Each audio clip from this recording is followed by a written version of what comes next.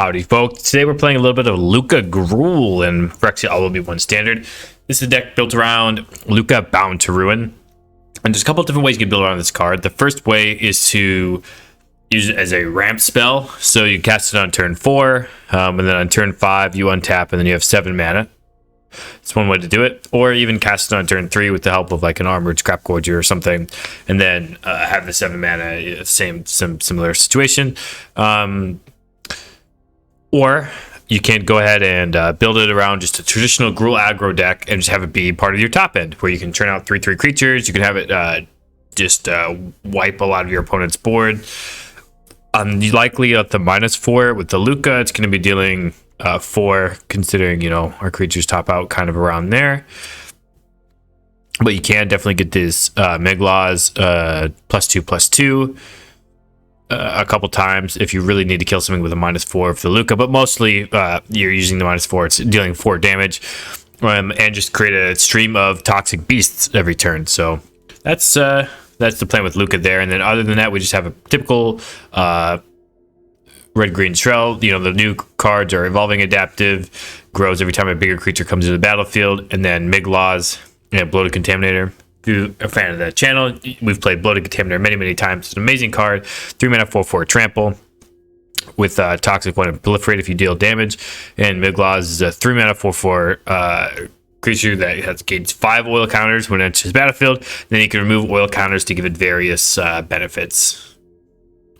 Yeah, and then we just have pretty good red-green cards around the curve to fill out the rest of the deck. I'm pretty excited to see how Lukka does. I haven't really played too much Lukka in this format, so I'm wondering, is it good? You know, I don't see a lot of other people playing it, so maybe it's not. Maybe they're not good, but I'm excited to try it out. So let's go on that journey together and see how Lukka does on the ladder. Alrighty, your opponent has gone first. They've taken a mulligan, but this hand looks reasonable to me, so we will keep. We get to lead on this adaptive, and turn 2 we get to put see if we want to play the Hajar or what we want to play.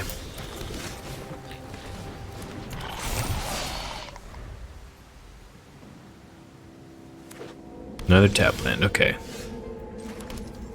I think we do want to play the Hajar. Just get as big as possible here. Make it a 3/3 so that they didn't have a play with fire, but if in that scenario they had 2 play with fires, you make it harder to kill Hajar. But either way, if they have just your standard 3 damage remove a spell, a Braid, Lightning Strike to be able to kill a Hajar. Fable, okay. Definitely fine with Fable. Go to our turn. Got Lukka, that could be solid. Play the Contaminator first so we would grow the adaptive. Get it for 6. Nice little curve we've got going on here. I have this play with fire for some reach eventually. See what they discard. 2 removal spells. Okay, might not feel like they can use those fast enough. I'm not really sure. They could have attacked with their 2/2 and killed my Bloated Contaminator before we blocked. Yep, looks like that's what they're gonna do. They're gonna, maybe they just had all removal spells? I don't know. Yeah, they have the ability to kill another one of our creatures. And yes, we're going to play this Bloated Contaminator again to grow the Evolving Adaptive one more time before we attack. Kind of feel like they have a removal spell there. I guess they didn't. Felt like they did because a Wrath would be bad for them, and they discarded 2 removal spells. So I'm not really sure what that was about. Maybe they felt like they really needed land? Not sure what's going on here. Imagine they have some removal spells over there, though.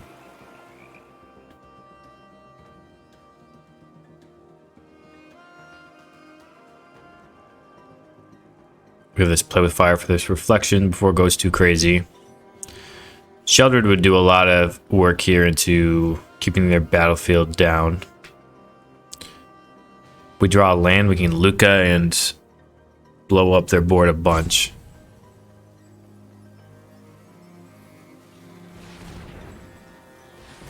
Two blue mana they tapped. And 2 black for Sheldred. Okay, not sure. Blade Coil Serpent's coming down. Okay, that makes sense.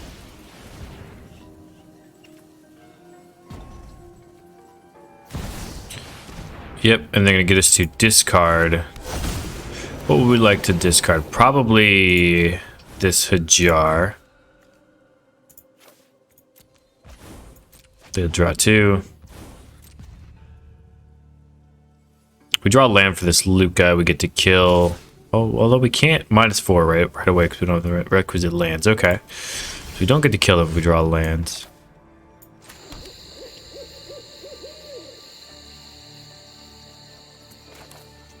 So if I hit the reflection here and attack with a hasted Kiji, they can block 2. But we have 2 3-flyer creatures coming through, so that should be a good old lethal there.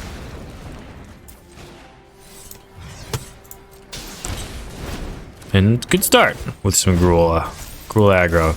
Didn't really get to see Lukka at work here. Would have needed a 5th land to be able to minus it on time, but we got stuck on lands a little bit. But you know, that means we drew spells that helped us win this game, so it's pretty solid. Don't think there's a spell in standard that gets our opponent out of this predicament, so I imagine they'll realize this pretty soon and hit the concede button. Blade Coil Serpent's looking cool though.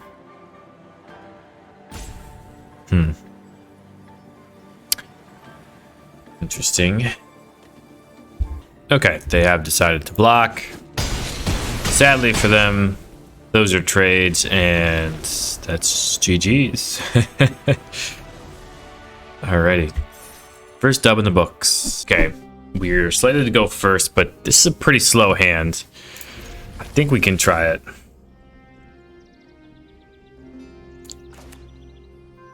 Put in mulligans. Lead on tap land. Hopefully we draw a 2-drop. Messing with this little mite over here, so cute. With a little dance. Oh. Okay. Alright. Come on, opponent, what you on? Island. This is mono blue. We do not have the start we want to get under them. Did they play a second island or not? Forest, okay. If they play something we can play with fire. They mulligan to a Rot Priest hand? Prologue to Phyrexia, okay. Well, ordinarily I'd like to use our mana, but I think in this instance I have to save this play with fire for a Rot Priest or something of that ilk.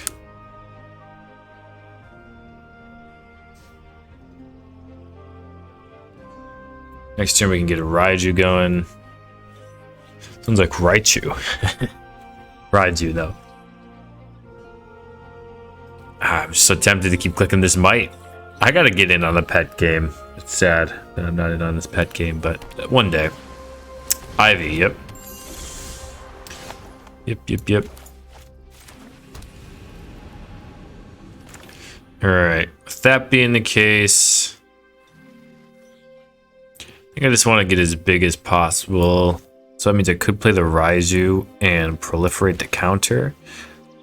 Yeah, I think I want to do that.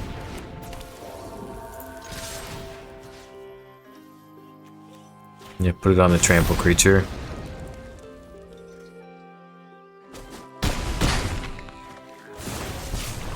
Yep, go ahead and proliferate.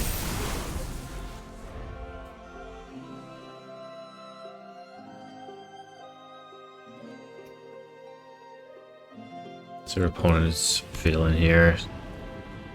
They have like a couple of Rot Priests and a bunch of ways to copy spells for this Spell Thief. No, Fading Hope for our Contaminator.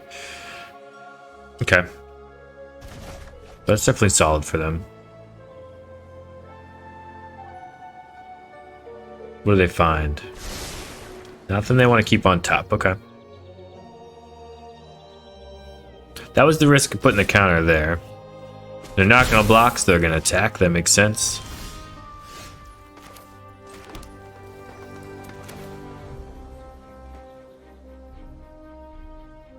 Yeah, I think just gotta rebuild a big board here. So cast this Beast Caller first, then cast this Contaminator. Get the Raiju going. We already have the counter on the Beast Caller, so it should mean another a damage here with the Raiju. So it's definitely something. Alright, down to 6. Opponent didn't play anything, so that's definitely not a good sign for them. Unless they're just really looking for a Rot Priest. A Contaminator is probably not what they're looking to be.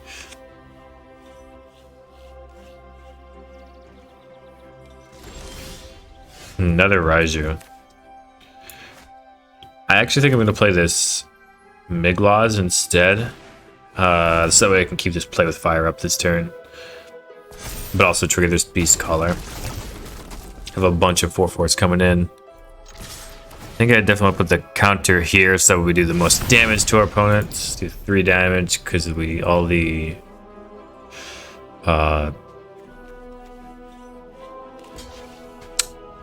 call it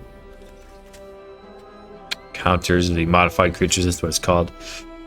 Even if they have one removal spell, look, they have a Fading Hope here, they're in a terrible spot, but they're not dead technically, so. Oh, do they not have Fading Hope? Tamiyo's Safekeeping. Okay. They can gain some life, but they're gonna go up to 7. We were gonna hit them with this. And we had Play with Fire. Yeah, they were gonna give their things indestructible, but yeah. They weren't dead certainly, but I mean, they knew our hand, they didn't know they were dead, but they weren't dead on board, but alrighty. GG's. Alrighty, opponent goes first, but we have a good curve, so we'll keep this. Evolving Adaptive into Beast Caller. Ooh, Rot Priest turn 1 from our opponent. That is what they want to see. Problem with the exact turn 1 Rot Priest is they get a free Toxic essentially this turn.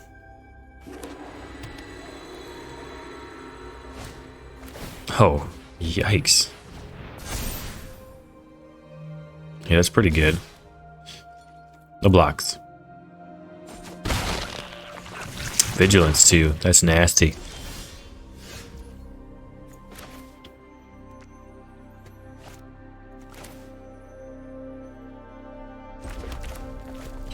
Yeah, Beast Caller time.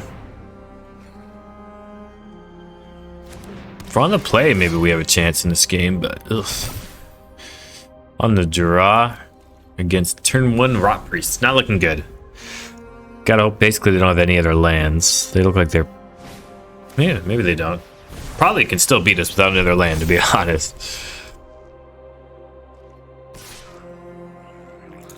I think I'll double block here because a Tyvar Stand only kills one of our creatures.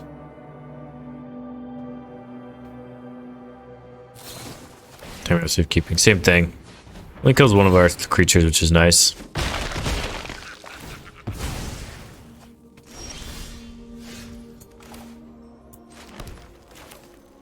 Yep, Contaminator time. Pass the turn.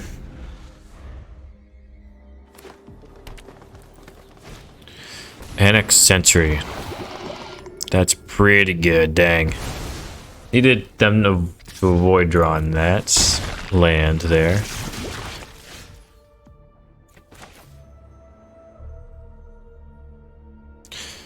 Adaptive.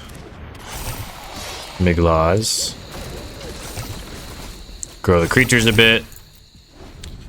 Got some toxic boys over there. See, we know they don't have any lands in hand other than, I guess, that Razor Ticket. These should be not land cards, though. Destroy Evil, yep.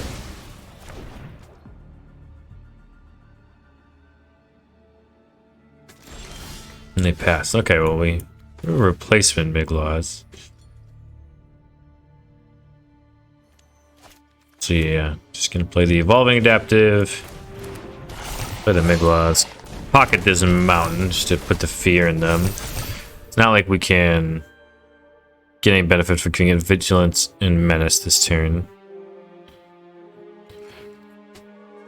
Do I use this to attack my opponent? I think I am gonna attack. 4/4 coming their way. Alright. Still at 5 poison. It's not an envious spot to be in, although we do have an ability to kill the Annex Sentry since it's an artifact creature. Homestead Courage, yep. I'm gonna hit it twice. On the Annex Sentry too, okay.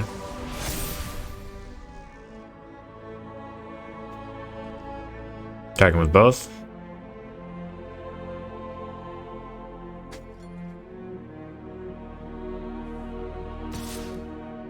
Just with a Rat Priest.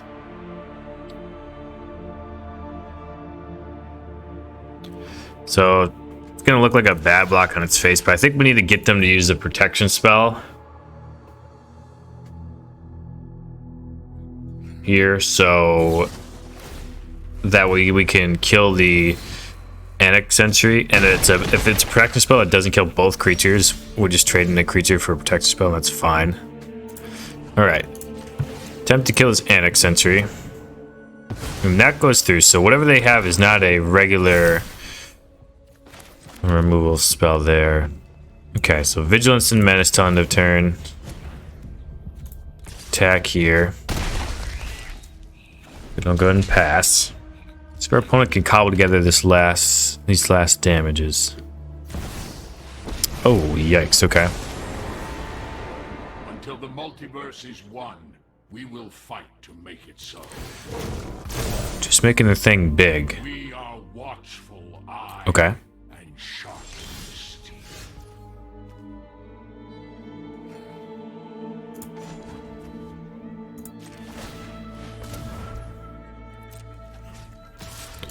Okay, get a free attack in at the Johnny. And pass the turn for now. Okay. Iconoclast. It's pretty good.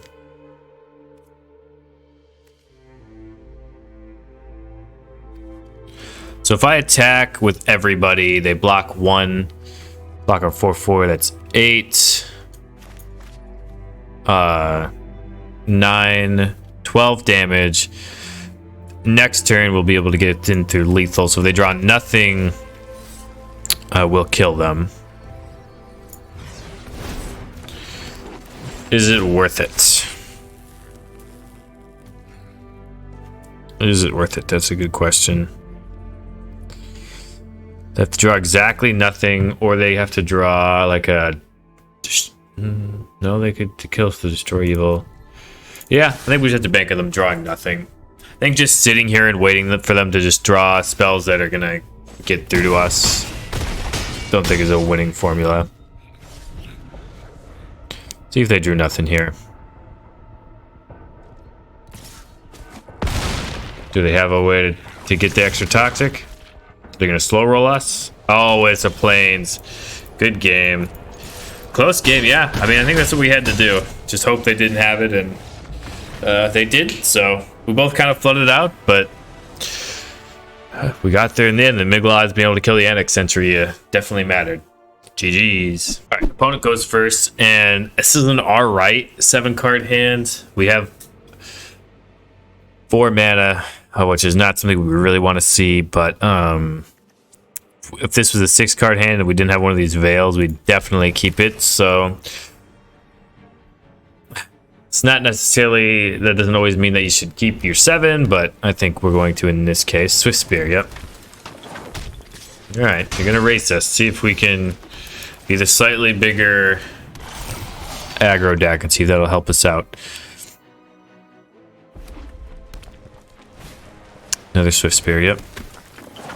It's pretty good. They have a play with fire for the adaptive too. Yikers. Yeah, that's a great start. If they follow us up with a lightning strike for our Hajar next turn, we'll be in deep trouble based on just an incredibly fast start. I think we have to be mana efficient here. We could play with fire one of these Swift Spears, but then we're super far behind. If we had like another evolving adaptive, I'd consider that play. Certainly, I think we have to get this Hajar going. Warfare. Okay. Question we're gonna have to ask ourselves is, do we want to trade this Hajar with a Swift Spear? Oh, Okay, they did not want to attack into it, so we're not going to have to ask ourselves that question, which is pretty nice. And I think we're just going to kill this spear while we can. And pass the turn.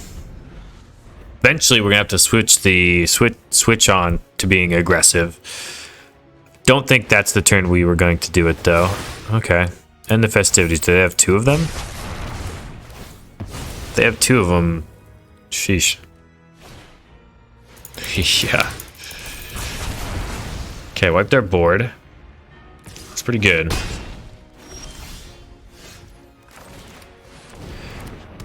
Alright, Contaminator. Should be able to block now. They have exactly Lightning Strike, but they didn't show us that they had it last time. We're just gonna need to find action for the rest of this game to have a chance. They want to attack, probably means play with fire. I'm not really sure. 2 Hajars is kind of gross. And they have 2 creatures they can attack with, so we got to keep back. Even though they do attack with it, it means they're not doing their most amount of damage, but... Oh, Lightning Strike is rough for this Contaminator.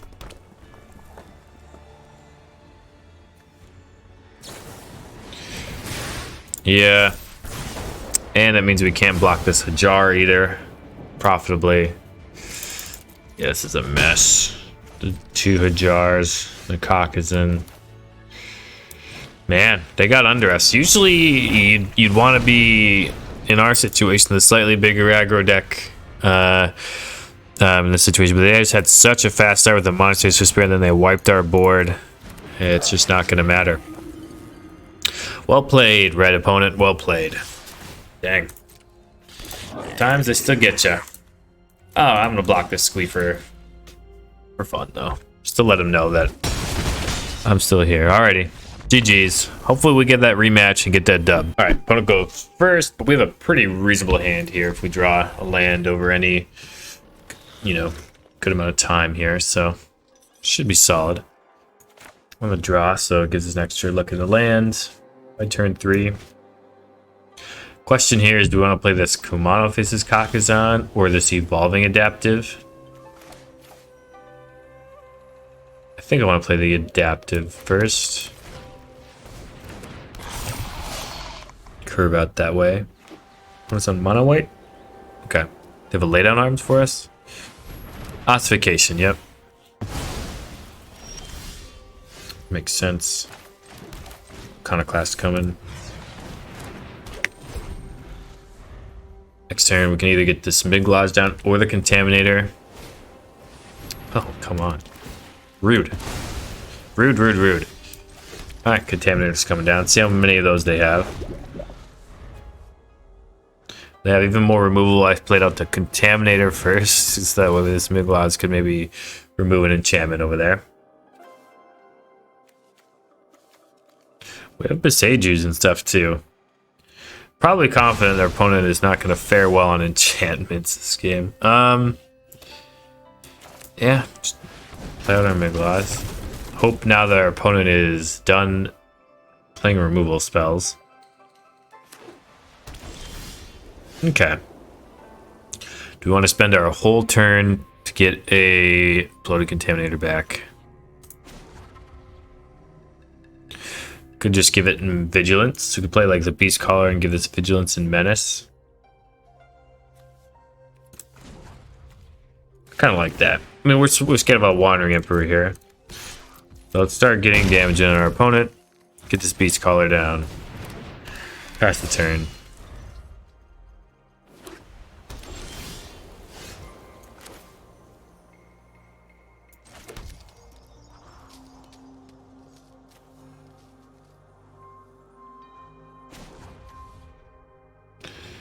Yeah, I think I'll get another oil counter going, or we could just get a Lukka down. Getting a Lukka down is not a bad idea. We can Lukka and Beast Caller. Yeah, let's try that. Question is, we could plus obviously to get another Beast Caller, or we could minus to get this Beast token, the 3/3. think I'm gonna minus actually this turn. Just attack with the Beast Collar. They didn't have Wandering Emperor, okay. I was pretty scared there that they were going to have it. Oh, this is not the deck I thought it was. Okay. I am not sure what our opponent is doing at all. This card and 2 Homestead Courages, okay. Wow. Yeah, I really was not prepared for what they were going to bring here. Sun Gold Sentinel. And all of these mono white removal. Interesting. Well, this is a huge double striker that I don't think we can ever remove.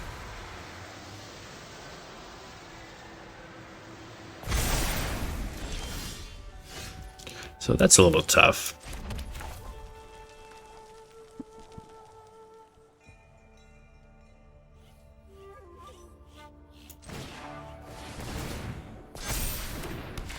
So I think we're just going wide, I suppose, then. And at some point... Yeah, actually, well, I think the plan has shifted from getting out under this Virtuoso to hopefully getting a lethal damage next turn.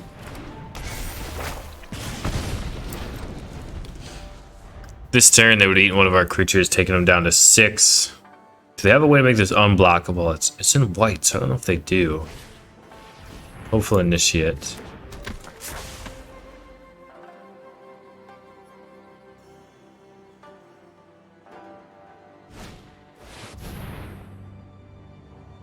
Invoke Justice. Okay. And Sun Gold Sentinel.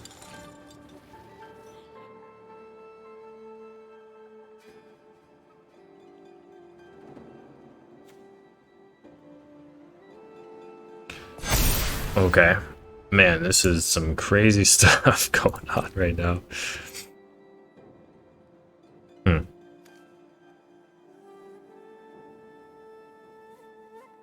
they going to attack at all?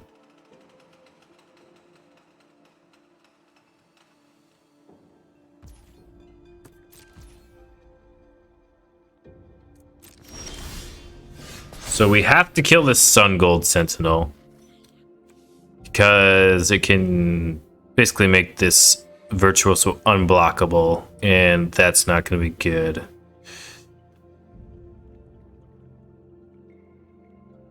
So, yeah. So we ticked up on this. Do we have lethal? That's the question. So we tick up on this. We have 7 mana, 5 here, and not enough to kick this, right? So don't think that matters then. So we're just gonna minus the Lukka then. Leave the Iconoclast for a different turn. Full pay for the Lukka. Deal 3 damage here. Submit here, yeah. 4 damage here, just kill the Sentinel. And yeah, we can't kill them this turn because they block here, and they are... actually, I did throw. I think I should have plussed the first Lukka so that I could have given this Menace.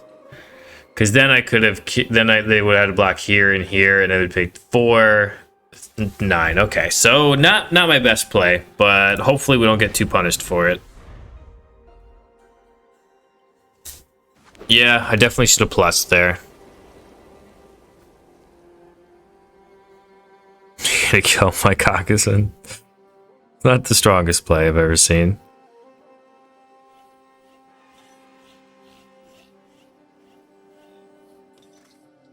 So I have another Sentinel, because if they do, we might be in trouble. Okay, looks like they don't.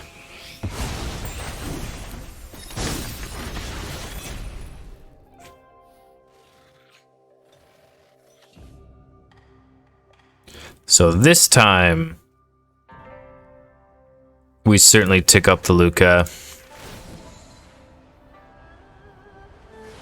play the new Lukka.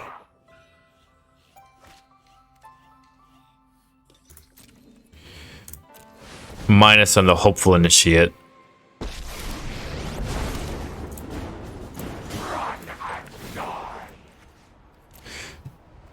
Make them kill our etching right now.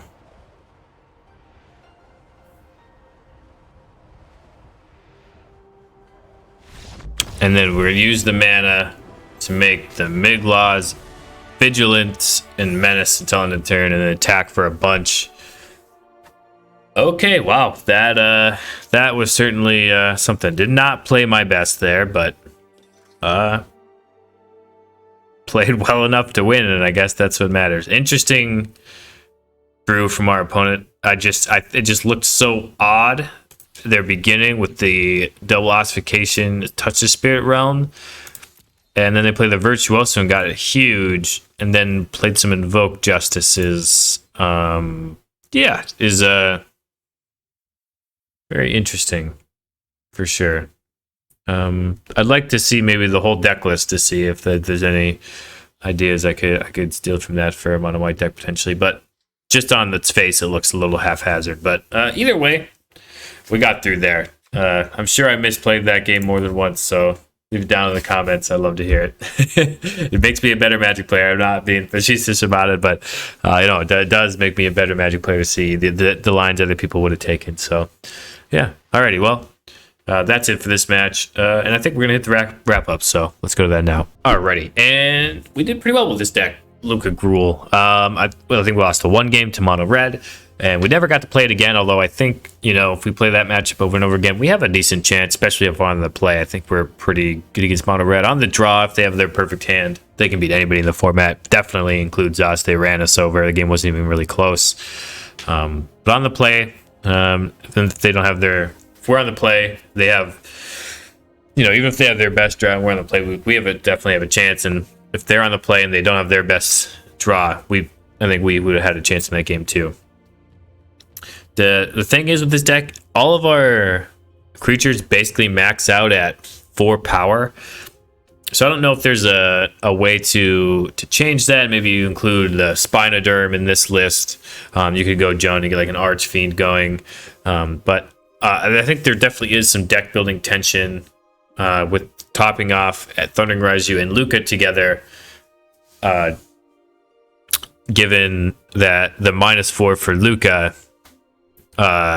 cares about the power that you have on all your creatures, and you really, there's no way to get them above 4 unless you have Thundering Raiju tokens, which is definitely interesting. Obviously, if you had like a huge creature like a Tyrannix Rex or something, you could do whatever you wanted, just nuke your opponent's board with the -4 of Lukka. But with the deck we have currently constructed here, you're mostly looking to kind of clean up small ball creatures. I think it makes you, it is good against mono red in a sense, but you have to play it for 5 mana. It's good against soldiers. I think is where you're probably the most likely to see that -4 get the most value in this format. Snipe as many different creatures as you can, but I'm not convinced this is the best version of the deck. I think you probably do want a version of the deck that goes bigger on power somehow.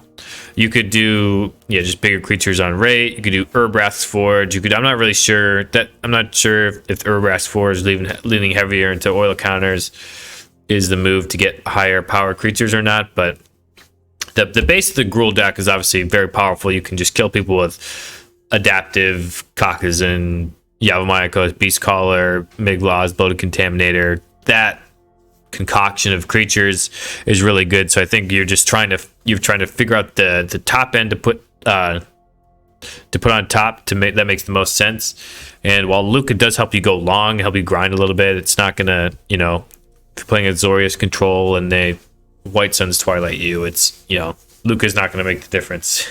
If they have only one board wipe, it could make the difference. But if they have they just overwhelm the game there, it's probably not gonna make the difference. So from a card advantage perspective, it's not like I feel like in Standards Pass where I could put a Domri in my my Gruel deck, give me sort of a different angle against control decks, or just a Xenaghost potentially in my Gruel deck from, you know, standards of way yonder. But I don't necessarily think that's the case here with how the format lines up. So I think you do really, you are kind of leaning on Lukka to be a threat here. And I think it's at its most threatening when you can -4 it and wipe as much stuff as possible against other creature decks, and or plus it and use it as a ramp spell. So it was good in this deck. I mean, it's still just to just create, you know, 3/3 beast every turn is still not bad for 4 mana. But I think there are probably other ways to tweak your deck to make the Lukka aspect of it feel more explosive. So drop those ideas down in the comments. I'd love to see them. But I think the card has a lot of promise. I think it is a card you can put in a Gruel deck like this. Although I think you probably need, as I'm, you know, kind of been belaboring the point here for a little bit, you probably do need some more deck building thought into exactly what creatures you could pair with it. Or, you know, you'd have to do some testing at least. But yeah, fun deck. You can obviously win on the ladder with the Gruel based deck. I think Meta Gruel plays a similar shell, but they play like Helena and Elena in the spot somewhat, and potentially you could just cut Lucas for like lightning strikes and stuff too. There's a lot of things you can do for, you know, if you wanted to not play Lukka and just adapt this as just a deck that you want to play at large against the meta. But in general, I think it's a good way to attack the meta right now. Go slightly bigger than mono red and soldiers, but also is definitely fast enough to get under some of these other decks that you need to be very aggressive against, because you get into the late game with them, it's probably game over. So it's nice balance there that I like a good bit. So try it out in the ladder. Let me know your experience. Hopefully you get some W's like we did today. And yeah, if I would like to play your deck of the channel, this is the deck I built, but I would love to play some more viewer decks. So please submit those in the description. You can find a link to how to do that of this YouTube video. And if you like this standard video, you probably like the last standard video I put on my channel. That video is up on your screen right now, so go ahead and check that out. And until next time, wherever you are, whenever you are, have a magical day.